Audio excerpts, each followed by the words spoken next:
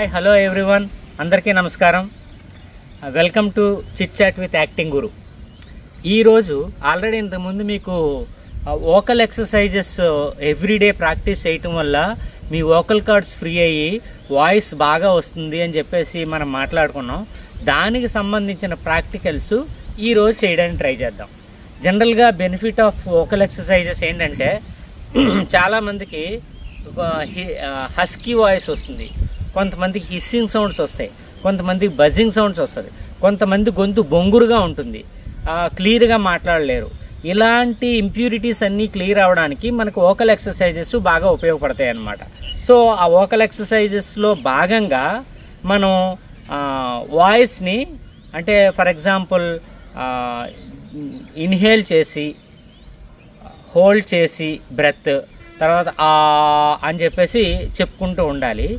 ఇందులో ఎలా చెయ్యాలి ఎలా చేయకూడదని నేను చేసేటప్పుడు ఎక్స్ప్లెనేషన్ ఇస్తాను. నాతో పాటు మా స్టూడెంట్ కూడా నేను చేసిందే తను రిపీట్ చేస్తాడు. అవకాశం ఉంటే ఈ వీడియో చూసి మీరు కూడా సేమ్ ప్రాక్టీస్ చేయడానికి ట్రై చేయండి. Let us start. ఇప్పుడు వోకల్ ఎక్సర్సైజెస్ జనరల్గా ముందు ఇన్హేల్ చేసుకొని బ్రెత్ని హోల్డ్ చేసుకొని ఒక 5-6 సెకండ్లు ఉంచి తర్వాత ఎక్సేల్ చేయాలన్నమాట. సో ముందు చేద్దాం.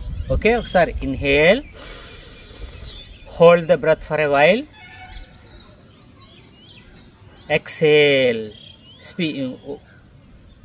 నిశ్వాస అన్నమాట. మళ్ళీ inhale, hold the breath, exhale. So ఇలాగ ఒక 4-5 రౌండ్లు చేయండి. ఆ తర్వాత ఇప్పుడు ఏం చేస్తానంటే నేను ఒక లో పిచ్లో లో వాల్యూమ్లో అంటాను. ఇది అని మీకు ఎంతవరకు కెపాసిటీ ఉందో ఒకే పిచ్లో అనుకుంటూ చెప్పాలి. ఎక్కడైతే మీ లంగ్స్ కెపాసిటీ అయిపోయిందో అక్కడ ఫర్ ఎగ్జాంపుల్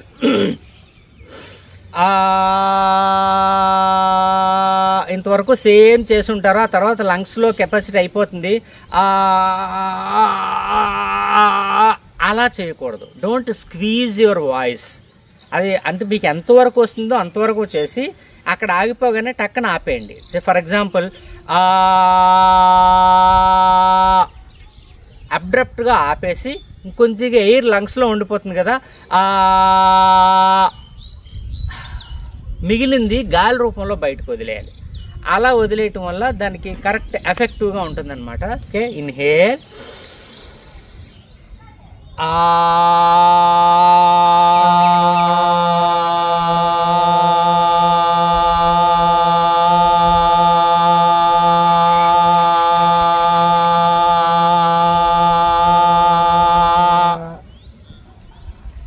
ఇంకా నువ్వు ఎక్కువ కంటిన్యూ చేయగలిగితే కంటిన్యూ చేయి, లేదంటే ఆపేసుకోవచ్చు.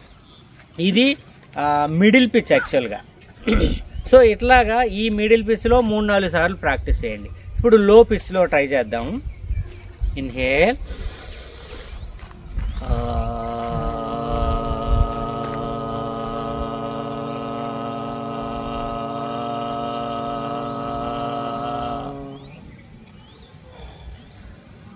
ఇది లో పిచ్. ఇది కూడా 4-5 సార్లు ట్రై చేయండి. మేము 4-5 సార్లు చేయడం టైం వృధా అవుతుందని ఇలా చెప్తున్నాను. ఇప్పుడు హై పిచ్. ఇన్హేల్,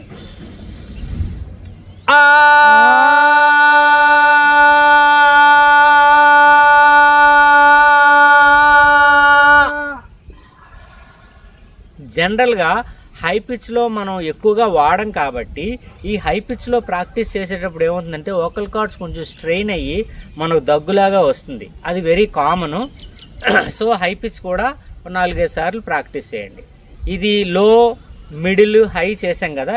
ఇప్పుడు లో టు హై నేను చేస్తాను. ముందు నేను చేసింది చూసి అప్పుడు నేను చేతితో అంటాను. చేతి ప్రకారంగా నువ్వు కూడా చేయాలి. ఆ లో పిచ్ లాగంటే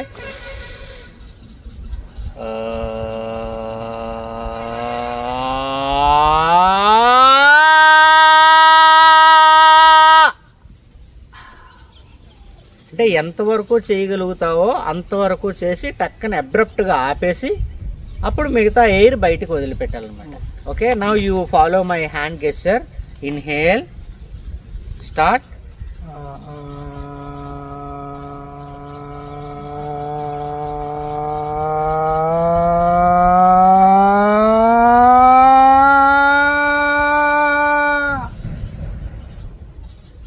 చేతిని నువ్వు ఫాలో అవ్వాలి. ఓకే, మళ్ళీ వన్ మోర్ రౌండ్.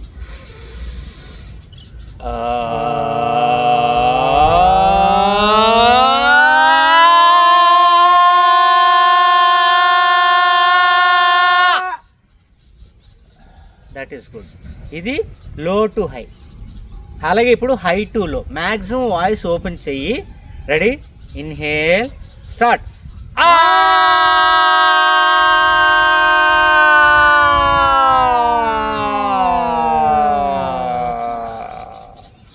ఇది హై టు లో. దీన్ని కూడా 2-3 సార్లు ప్రాక్టీస్ చేయాలి. ఇప్పుడు లో టు హై, హై టు లో ఒకేసారి. Okay, inhale,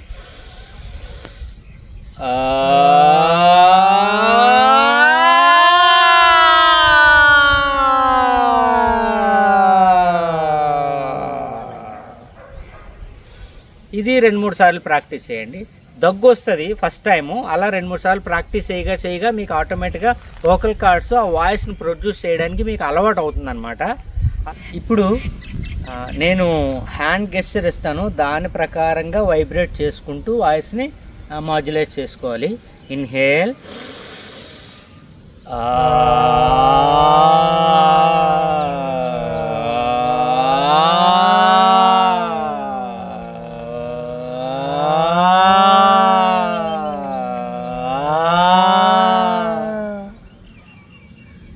one more time. Inhale,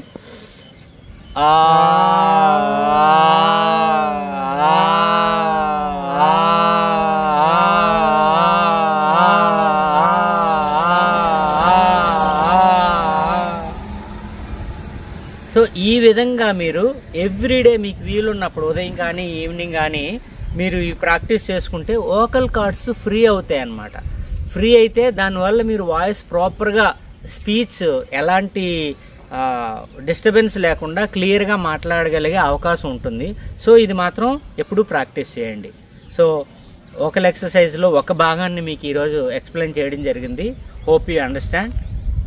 thank you.